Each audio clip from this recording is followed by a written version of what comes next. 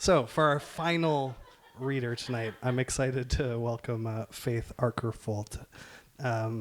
Faith is an author of The Seventh Town of Ghosts, her debut collection of poetry that will be out on McClelland and Stewart in spring 2024. She was a semifinalist in the 92nd Wise 2023 Discovery Poetry Contest, and in 2019 was shortlisted for CBC Poetry Prize. Faith's work has appeared in Guts Magazine, CV2, The Fiddlehead, Peach Mag, Prism International, Hobart Pulp, and Cantheus Magazine, among other places. She was born in Toronto, where she still resides. Welcome, Faith.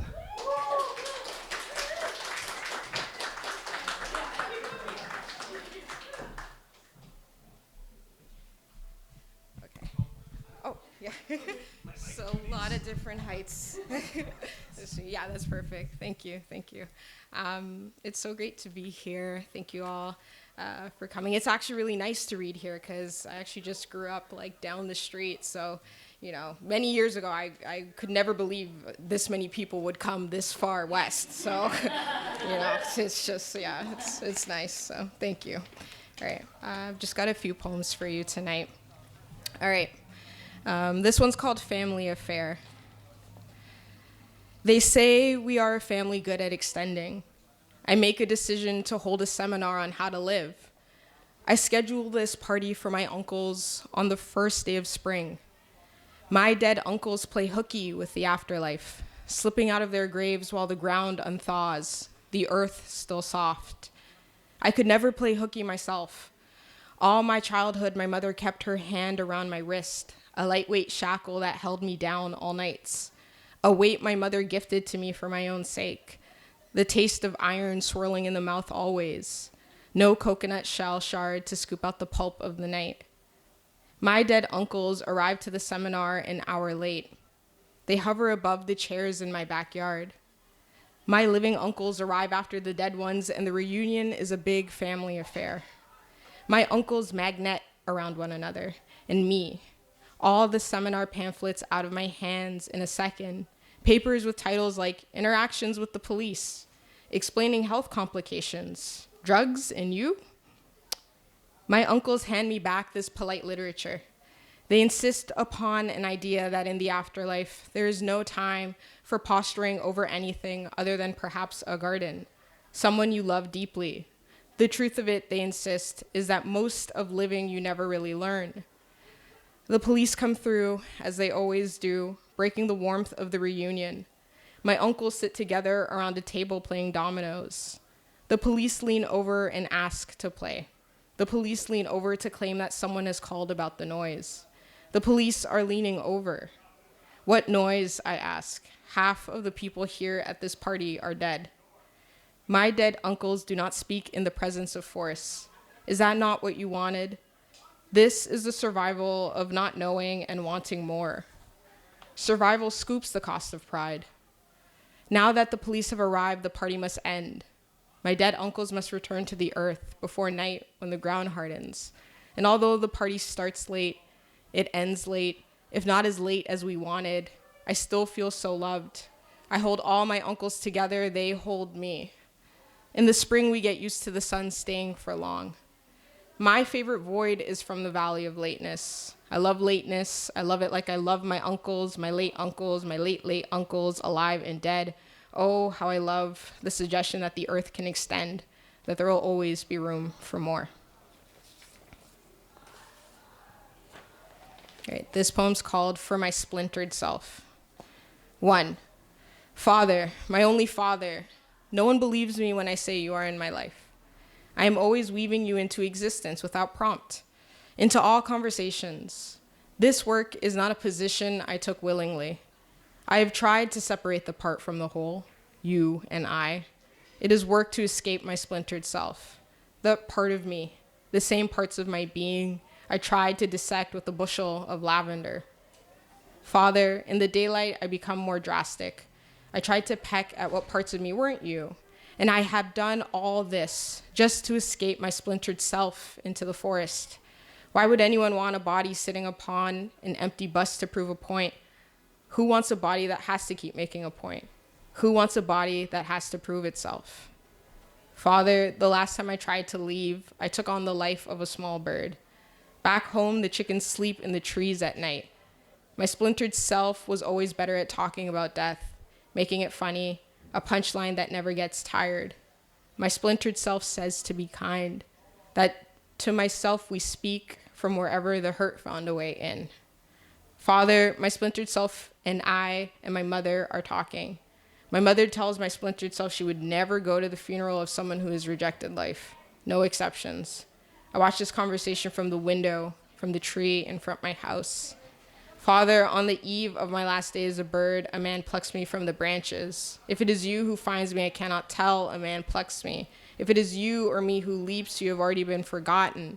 If it is you or me or you, I cannot tell, a man plucks me. His large, lovely hands around my neck, says a small prayer and rings it. Okay, let's lighten the mood a bit.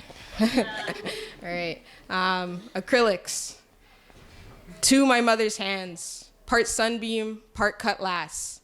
A woman digging into the soil, finding among the pasture, treasure we bring to the pawn shop, treasure we exchange for gold rings. She greases her hands with oils that warm the skin, wraps each finger in yellow yarrow, the same hands that fed me, that rubbed my face in the cold. She wears stacked rings on each finger. Years later, I am grown enough to be grown. I mirror my mother. I cascade into her, duller in color, unable to believe myself, to curse until I tip my head back to her again, to her holding me, parting my hair with her sharpest finger, kneading dough, to her pointing at that selection on the wall, telling me to pick a rouge for the month. Years later, I am asked, are those yours, when people look at my hands? Explain to me how it could be otherwise. Everything that is on my body is mine. Everything that is on my body belongs.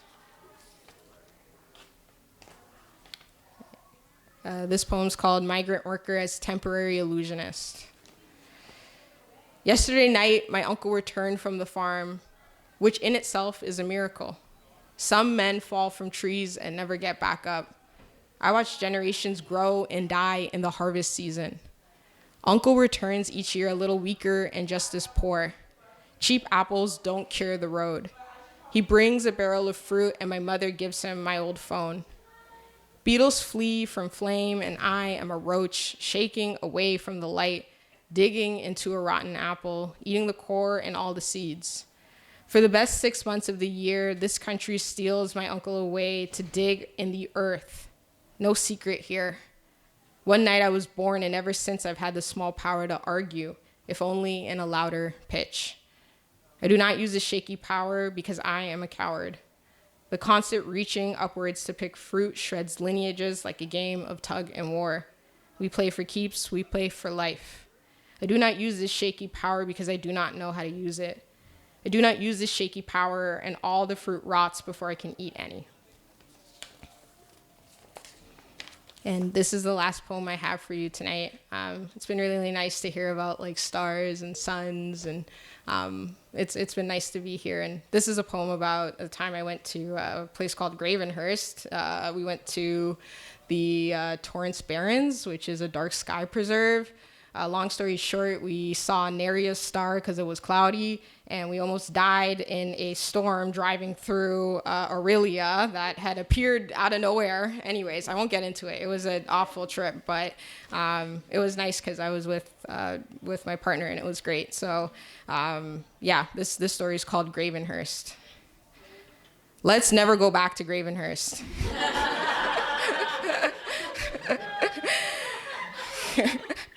A town with a name like a funeral home and less stars in the sky than promised. I don't know how we drove through that cloud of snow that tried to kill us in Aurelia and survived, but we did it. In Gravenhurst, our eyes never got used to the light because people point their flashlights at the sky, afraid of even a moment of darkness. You said, let's keep going towards one supernova, expanding onto the next, and so we did. We took one star home as a souvenir, rubbed our hands in sunscreen, and plucked it straight out of the sky. It burned through our palms, rattling like coins shaking in a tall can. Driving home, the star burned through the back of the car seat. which was luckily covered by the insurance we had bought had we been killed by the snow in Aurelia. When we arrived home and back into the city, we opened the car door and the stars tumbled down the street and through traffic and around the movie theater until it began to blend in with the traffic lights reflecting against the pavement of the street. Forgive the beauty for its long and sudden call. I don't ever want to leave the city with my sick hands, even if the remedy for life is being in it. Thank you.